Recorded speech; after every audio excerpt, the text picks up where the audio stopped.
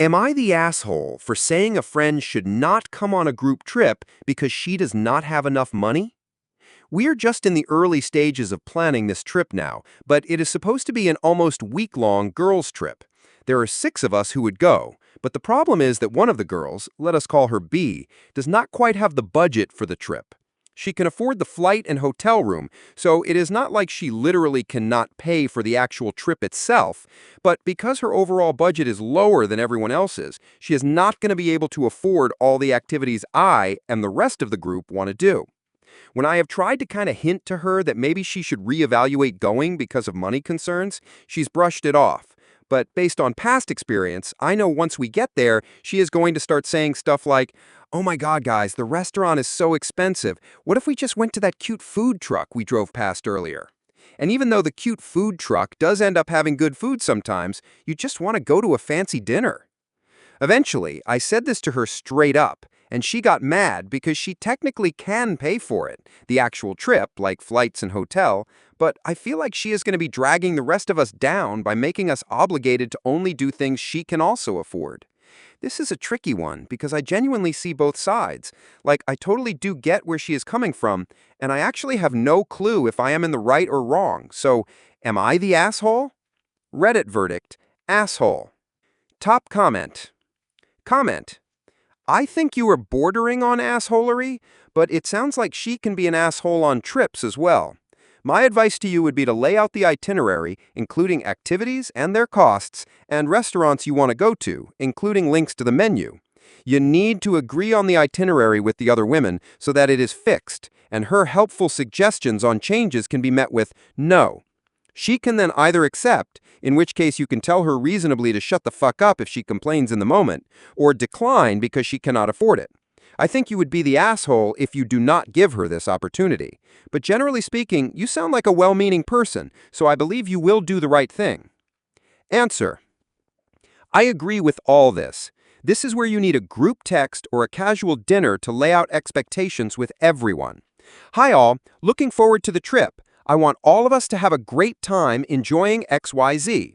I will share that I want to visit this museum, tour this place, and eat at this restaurant. I realize that not everyone will enjoy or value these places, but some of you do, and hopefully we can plan an itinerary that will suit us all. Then be ready for opinions and suggestions. You may find that someone easily says, no interest in a hot air balloon ride. That is a perfect opportunity to say, totally understand. Are you okay with doing your own thing that night? Is everyone cool if we are not all together at the same time? You can also be very specific. I want to research restaurants. How much are you all comfortable spending on a meal and drinks? Are you okay with splurging one night at XYZ restaurant? Make everyone be accountable for what they want to do and how they want to handle their vacation.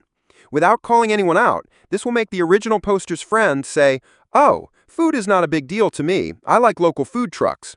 This kind of conversation might make the original poster's friend realize that not everyone is going to want to eat cheap and crash on a beach to save money. Hopefully she realizes that maybe she is not going to keep up and best stay home. The only thing that would make the original poster an asshole is if she threw her friend's finances in her face and pointed out that she is not able to afford the trip. That is just not kind at all. Comment: not the asshole, but I feel for her. It is terrible to be told that you're not rich enough to hang out with your friends. If this were just about where to go out to eat when home, I would say a good friend should cater to the financial limits of the friend who can afford less. You go to the food truck with her, and then you go back to the restaurant you wanted to eat at another time without her. But what she doesn't understand is that her financial constraints will prevent the rest of you from getting your own money's worth out of the trip. You're paying for flights and hotel rooms so that you can go to a certain place and enjoy certain activities while you're there. If you cut half of those activities out because one friend can't afford them, you're not getting what you paid for in terms of the vacation. I would talk to the rest of your friends and see if there is anyone else who either wants to save some money or who wasn't as invested in some of the pricey activities and doesn't mind hanging out with this friend. Then maybe you can have alternating days on the trip where you do everything together and where you break up and do different things. Answer: I think it also ignores that the original poster and 2 of her friends had already started to plan the more expensive trip. Now her friend wants to hijack the trip to fit their budget. That is not right. The fact that the friend has already brushed off concerns about budget shows that she is not being honest with herself or the rest of the group. In short, there is a lot of fear of missing out going on with the friend, and she is not being honest. Sometimes you can't go on trips. It may be money, schedules, or physical limitations. Mature people acknowledge their limits and don't try to hijack others. If I sound a little strong, it's because I have foolishly had others hijack my trips. I spent a lot of money to not get the trip I wanted. I'm a lot more forceful about my no now. Another answer. I agree with this. Not the asshole at this point, but could get there depending on how you handle it. Don't let her bring down the group, but don't assume her situation means she is completely an anchor on the trip either. Pre-plan as much as possible. This does two things. Gives her a realistic idea of what it's actually going to cost, and lets everyone have input. It's a 6 to 7 day trip. Have everyone come up with 2 to 3 ideas for activities and 2 to 3 places to eat. Across a group of 6, that will give you plenty of options. It's also a big picture of the vibe of the trip for everyone. Is it going to museums and sightseeing, or is it bar hopping and clubbing? It can be all of those things, but you have now given everyone input and have a general agreed-upon budget. It may turn out there is cheap stuff that sounds good to 3 and expensive stuff that sounds good to 3, and you can meet up afterwards. And if everyone is truly locked in on an expensive meal or activity, or that is the general group plan, she's going to have to make the decision of skipping that part of the trip or the whole trip. If she tries to force others to miss after it's all laid out and she gets on the trip, she is not a good friend, but uninviting her without letting her make an informed choice makes you the bad friend. Comment. Not the asshole, yet. You and the rest of the group have an idea of the level of luxury you want to have for this trip. That comfort comes with a price tag. Plan out the trip a little more with specific pricing for the things you are committed to doing on this trip. Be open about the cost and finality that this will be part of the trip. No negotiations or last-minute deviations. Then let the friend decide if she can still afford the trip as a whole. Don't be the asshole and decide for her how she can spend her money. Don't be an asshole to the group and allow the friend to dictate less than what you want for the trip. Don't be an asshole to yourself and get talked into supplementing your friend's share of the costs. Not everyone has the same income. Budgeting is an adult skill, and sometimes that means missing out on things you can't afford while everyone around you gets to go. It hurts, but it should be motivation if she wants to change her circumstances. Author. Thank you for this. I definitely might kind of be acting assholey here, but if you cannot tell from the post, we are all kind of young and part of one of those big post-grad friend groups that form in cities. I met B because she's roommates with my big's cousin, and we actually are super good friends. I have been frustrated because it seems like B will not actually think about what it's going to cost, but that might have made me a little more aggressive than I should have been. Comment. Soft, you are the asshole. Here is why. You cannot tell someone they cannot go because you think they will not have the money for it. However, there is a way around this. You tell everyone, we are going for 7 days, 6 nights. Each person will pick a place for dinner on a select night. If the place is too expensive, then those people who cannot afford it can find somewhere else, but we will be eating at these places on these nights.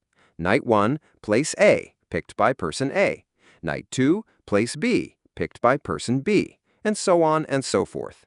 If your friend can only afford one nice place and the rest are very expensive, she can either join you all or find somewhere else on her own. This way, you are not forcing her, or anyone, to go somewhere that will break the bank, and she can make her own decisions on how she spends her money. It also solves the issue of she will want to go to cheaper places than what we want to go to, for example, food trucks. No, as a group, you are going to A, B, C, etc., and she can join or not. Answer. I do not necessarily disagree with you, but would you feel comfortable eating out at a nice restaurant when your friend is slumming it in the hotel room because she could not afford it? I'm not criticizing your comment in the least here, though I might also add that the friend in question might suggest one place for the group to eat at as well. I just wonder if feeling guilty in this situation would be a good thing or a bad thing. Comment. Not the asshole yet. If she has a history of complaining about the costs associated with previous outings, then you are justified in considering its impact on the trip. Like some of the other commenters have said, flesh the trip out a little more. Get definite plans and rough estimates of how much it would cost. When you have that, you can put it to everyone in the group to see if they are still happy to proceed given the likely costs. If she has a history of complaining about the costs of previous trips, at this point, you have set the expectations of costs, and if she agrees to come, she is a grown adult and she has decided to come. However, if she subsequently tries to guilt trip while you are on the trip, you are well within your rights to remind her of this conversation and carry on with your plans. Comment. Years ago, my friend and I saved up for our single abroad holiday of the year. We both worked, we wanted to stay somewhere nice, eat out most nights, and go on the usual holiday trips out.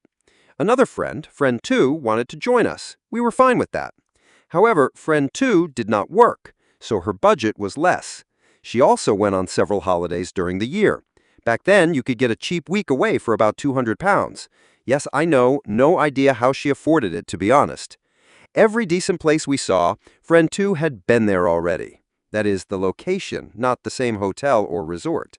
We booked somewhere based on friend 2's budget and preferences. It was awful. The apartment was basic, tiny, ant-infested. The resort was okay, but friend 2 wanted to eat pasta every night in the apartment. She couldn't afford many trips and made us feel bad about going out to eat or booking any trips she couldn't go on. All in all, she dragged our only holiday of the year down. We did not relax. We were tense and on eggshells constantly in case we upset friend 2 by actually having spending money. Never again. While we like our friend, it just didn't work holidaying with different budgets and expectations. Will your friend be the same? Does she know that the others will want to treat themselves? Or maybe a group might want to eat with her while the others go to the expensive places. It's awkward, but you need to sort this before holiday drama ensues. Comment. Your issue is not really her budget, it's the nature of your friendship. You cannot always compromise for one person, sure, but if she were truly your friend and you genuinely valued her company, you wouldn't mind occasionally adjusting plans or even pitching in so she could still be included. That's what friends do. From where I stand, if I had more money than my close friend, I wouldn't think twice about covering the difference here and there, because her presence is worth more than a fancy dinner. But if it's not like that between you two, if you don't want to help her out, or if the idea of compromising feels like a burden, then she's not really your friend. She's just part of a social group where everyone happens to be on the same financial level. And that's fine, but let's call it what it is: companionship, not friendship. She also isn't asking for handouts. She's just suggesting alternatives she can afford so she can still be there with you. That's actually really considerate. If the group only works when everyone spends the same way, then she doesn't fit. And that doesn't make either of you bad people. It just means you need to be honest with yourself about what kind of relationship this really is. So no, you're not necessarily the asshole unless you want to keep calling her a friend while treating her like she's disposable the second money differences show up. What do you think about this situation? Who do you think is a jerk, and who did the right thing? Share your thoughts in the comments and subscribe to the Sneaky Pigeon channel to get more cool and interesting stories. Thank you for watching. Bye-bye.